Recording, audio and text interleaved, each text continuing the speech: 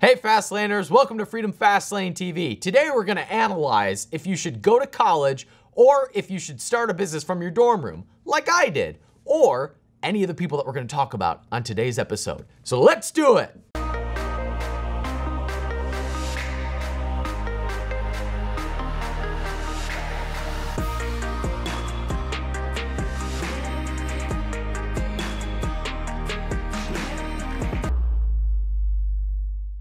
A couple years ago, somebody sent me a Facebook message and said that they were having some success in their business. They had joined one of our trainings, they were in the tribe, and they were growing their business, and they were doing it from their college dorm room. So he sent me the message and he said, hey, I'm thinking about dropping out of college. What do you think? And I said, if you drop out of college, I'll reach through this computer, I'll grab you by the throat, and I will choke slam you, because I would give up everything that I have built, all the money that I have made, all the income streams that I have generated for one more year back in the dorm room, hanging out with my best friends. At the end of the day, everything that we want in life is connection with other human beings. And I had the greatest connection with other people, the best time of my life, when I was in a dorm room at Indiana Wesleyan University in Hodson Hall. Those are my favorite memories as a human being.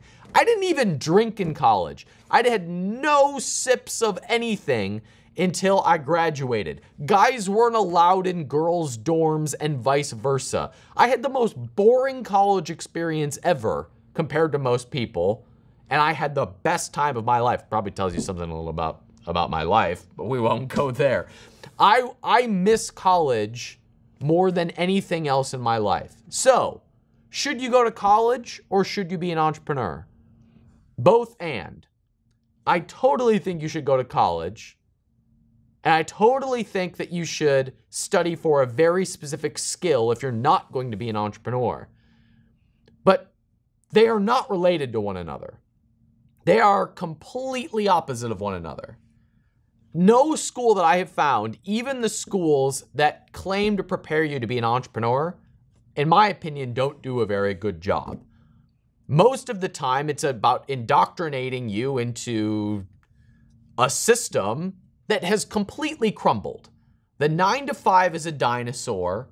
We need to become more entrepreneurial. So you should learn how to be an entrepreneur, and you're not going to get that in school. I would still give up everything if I could go be 21 again and hang out with some of my best friends. So go for the experience, and if you're studying for a specific trade, go all in. But you're not going to learn how to be an entrepreneur in college. However, college is the time for you to discover how to create value in the world and discover how the world works. Now, they won't teach you that in college because most are pretty left-leaning and will tell you that you should suck the system, not create a new system. I'm of the opinion that you can create whatever you want in life. So you're going to have to learn that on your own, whether it is in college or out of college, building a real business. But I would still go for the experience if it were up to me. So if you're studying for specific skill or you're going for the experience, absolutely go to college. But you're not going to learn how to be an entrepreneur there. So build a business on the side in between classes, or skip classes and build a business. And we'll talk about exactly how to do that and show you some case studies coming up next. Right before I went off to college, I did not think that college was for me. I had a business that was starting to blossom. I was 18 and in love. I didn't want to go away to college. And it was still the best experience of my life because of the people that I met, and it made me a more educated person. As a result of studying economics, which was one of my fields of study, I think I learned more about the world than anything that I could have done during that time. And I was an entrepreneur, which accelerated my learning. It made me a more well-rounded person studying and running a business. So putting your kid into some sort of entrepreneurial experience is a good idea at any age. I have a friend who is a 9-year-old who's starting to build a business. Go for it. It will accelerate your learning about how the world works, regardless of how old or young you are. If school is not for your son or daughter, or if it's not for you, if you feel like it's going to limit your future, Actually, the question was about entrepreneurship limiting your future. Entrepreneurship will never limit your future. It will accelerate the growth that you experience regardless of what path you are on, because it's the fastest way to realize that you are responsible for your own results. What might limit your future is 3 or 4 years in college or going into debt to do it. That might limit your future, especially since the traditional model of going to college is going away. So I think that limiting entrepreneurial spirit will limit your future more than will limiting traditional education. I still think you should do both.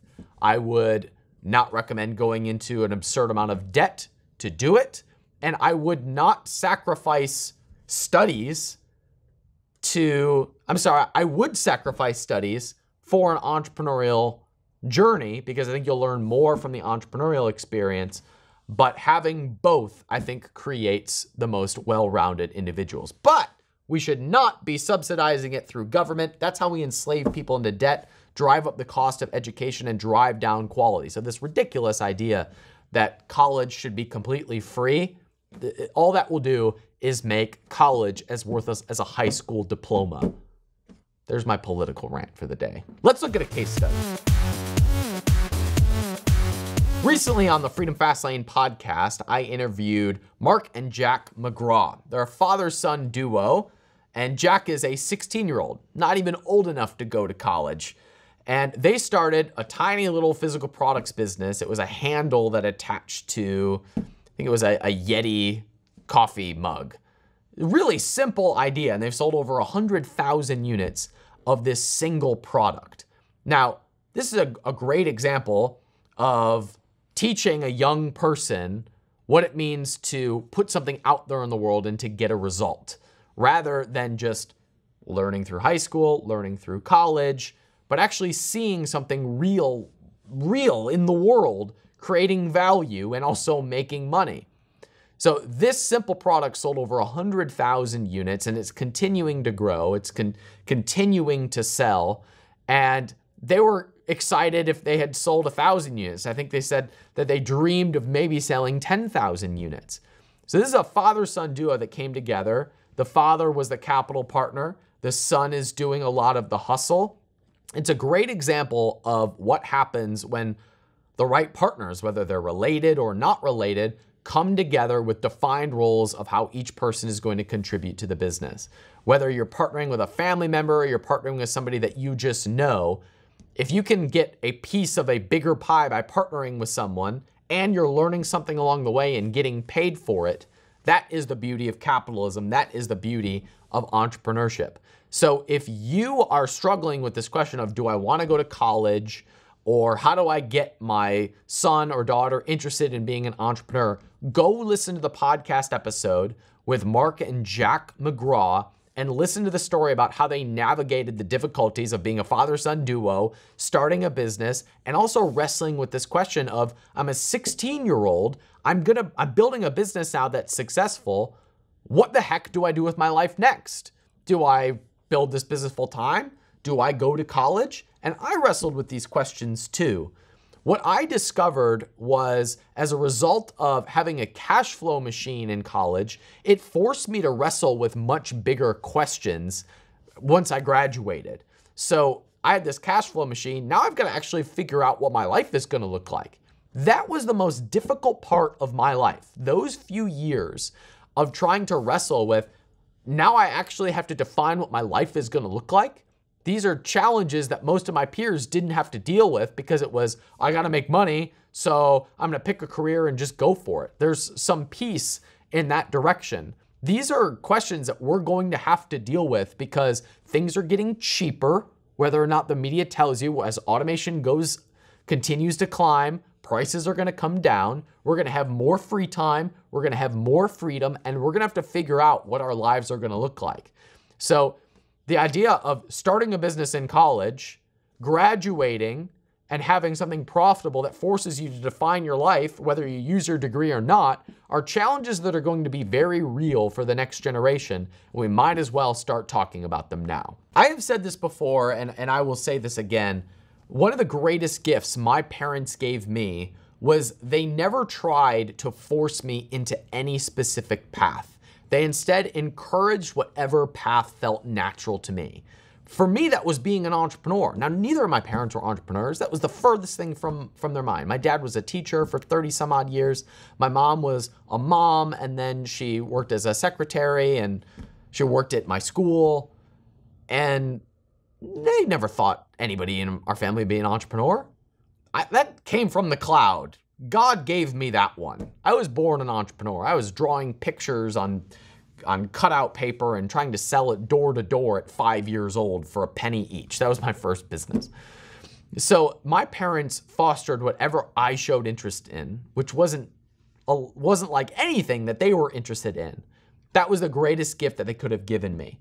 So if your son or your daughter is not wanting to go to college and they show interest somewhere else, encourage that.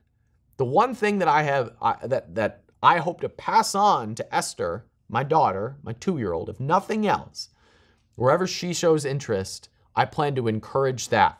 Whether that is ponies, which I know nothing about, whether that is Pokemon, which I caught all 150 of when I was in junior high, or whether it's being an entrepreneur, which I know a thing or two about. I'll encourage wherever she shows interest or wherever she shows her pursuits. Because what a world this would be if we doubled down on our interests and our strengths and trying to turn our weaknesses into strengths. We're all born with a certain amount of gifts. We might as well maximize those gifts and not waste time on our weaknesses. Last year at Freedom Fastlane Live here in Austin, Texas, we featured a buddy of mine named Nathan Latka, who had built and sold a successful software as a service company called Heyo while he was in his dorm room. Now, Nathan talked about how his experience founding that company was all about basically picking up the phone and finding out where people needed help and then building that solution. That is entrepreneurship at its core. It is solving problems and identifying how you can be the solution to that problem and getting paid for it. Now, Nathan did it in his dorm room. Some people do it once they've worked in the corporate world. But the way that this world works, the way that the world goes around is by people providing value for one another. That is what capitalism is. That's what entrepreneurship is all about. It's why I believe that success should be edified and not demonized. So whether you're in college or you are not yet in college, know this: you will get ahead in life by providing value. Sometimes getting a college degree allows you to provide more value. But the faster that you can learn that you are responsible for the results that you get in life, and you are responsible for the amount of problems you solve and the amount of value that you create, that is when your career takes off. If you can start providing value now, start providing value now. My best friend in the world is named Mark Jenny. Started his business when he was 13 years old. Started learning how to buy and sell wholesale. Then he learned copywriting as a teenager. I think he was a millionaire by his early 20s.